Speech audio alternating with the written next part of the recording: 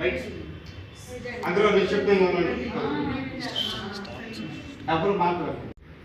అందరికీ నమస్కారం. ఈరోజు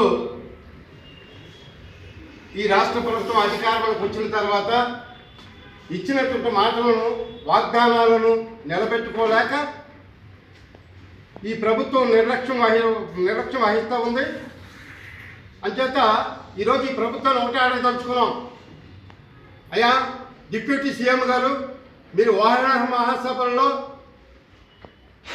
ఏదైతే వాలంటీర్ వ్యవస్థ అయితే ఏదైతే ఉందో వాళ్ళకి అరవశాఖరి చేస్తున్నారో, అయ్యో నా బిడ్డలు వాళ్ళకి కావలసినటువంటి జీతభత్యాలు తక్కువైనా సేవ చేయిస్తున్నారు, మేము అధికారంలోకి వస్తే ఖచ్చితంగా 10,000 రూపాయలు జీతం ఇచ్చి వాళ్ళ సేవలు వినియోగించుకుంటుంది ఈ ప్రభుత్వం అని చెప్పేసి చాలా గొప్పగా మాట్లాడారు. తర్వాత అధికారంలోకి వచ్చిన తర్వాత మాది చాలా మంచి ప్రభుత్వం, మా మంచి ప్రభుత్వం మేము చేతకాని ప్రభుత్వం కాదు, చేతల్లో చూపించే ప్రభుత్వం అని చెప్పేసి చాలా ప్రగల్భాలు పలికాం. మరి ఈరోజు నువ్వు ఇచ్చిన మాటని కానీ వాగ్దానాన్ని కానీ ఒక్క చోట ఎక్కడ కూడా నిలబెట్టుకోలేదు. ఈరోజు నువ్వు చేస్తున్నటువంటి చాలా కుతంత్రమైన పని ఏంటంటే ఈ రాష్ట్రంలో ఉన్నటువంటి వాలంటీర్ వ్యవస్థ లేదని చెప్పేసి పచ్చి అబద్ధాలు మాట్లాడుతున్నావు. నీకు ఈరోజు తగిన రీతిగా వ్యవహరించడం అది కరెక్ట్ కాదు. ఎట్టి పరిస్థితిలో కూడా మేము ముందు ఎన్నికల ముందు ఇచ్చినట్టు వాగ్దానాన్ని అమలు జరపాలి. వాలంటీర్కి 10,000 రూపాయలు జీతం ఇస్తానని ఇవ్వాలి. కనీసం ఇప్పుడు వారికి ఇప్పటికీ వాలంటీర్లు ఎవరు తీసేలేదు, మీరు తీసేలేదు, గత ప్రభుత్వం తీసేలేదు. కానీ వాలంటీర్గానే ఉన్నారు. వ్యవస్థ రద్దు కాలేదు.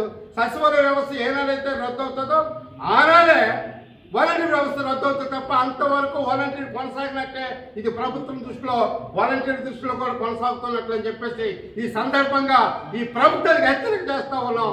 కాబట్టి తక్షణమే వారికి ఇస్తామన్నటువంటి జీతాలు చెల్లించండి. చెల్లించలేని పక్షాన పోరాడి తీరుతాం, సాధించి తీరుతాం, సాధించేంత వరకు పోరాడతాం. ఇప్పటికే మా రాష్ట్ర పార్టీ నాయకత్వంలో రాష్ట్ర పార్టీ సిపిఐ, భారత కమ్యూనిస్ట్ పార్టీ సిపిఐ ఆ యొక్క బలంతో ఆ శక్తితో ఇప్పటికే యువకుల్లో కూడా మంచి ఉద్దేశాన్ని నింపింది, వారికి సహకారంగా ఉంది.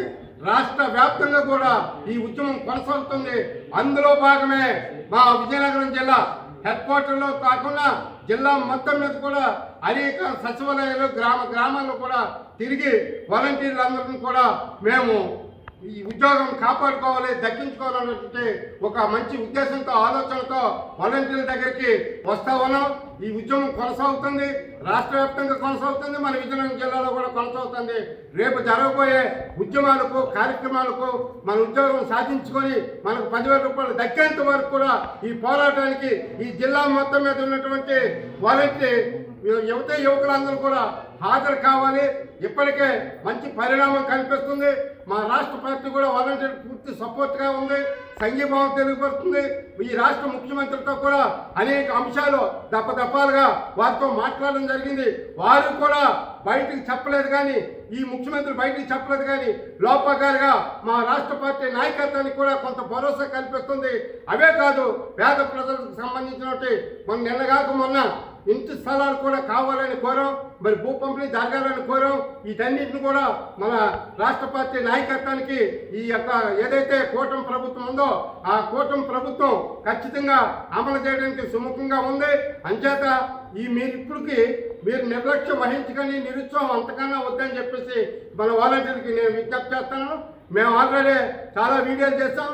పవన్ కళ్యాణ్ గారు గుర్తుంచుకోండి, మీరు ఆడిన అబద్ధానికి మేము చేసిన ఉద్యమానికి మాది 100 రెట్లు ఉంటుంది. మీది 1 రెట్టు కూడా మీ అబద్ధాన్ని అది నిజం కాదని చెప్పేసి, నిజమని చెప్పేసి మీరు రుజువు చేసుకునే పరిస్థితి మీరు తీసుకొచ్చారు. కాబట్టి ఈ పోరాటం సాధించుకుంటాం, పోరాడి తీర్థమని చెప్పేసి ఈ సందర్భంగా ఈ ప్రభుత్వాన్ని హెచ్చరిక చేస్తూ నిరుత్సాహంగా ఉండకుండా ఉత్సాహమైన పోరాటంతో ముందుకు రావాలని ఈ జిల్లా వాలంటీర్లు అందరికీ కూడా భారత కమ్యూనిస్ట్ పార్టీ సిపిఐ జిల్లా పార్టీ అండగా ఉంటుంది, మీకు ముందుండి నడిపిస్తుందని ఈ సందర్భంగా మీకు అందరికీ విజ్ఞప్తి చేస్తూ సెలవు తీసుకుంటాం.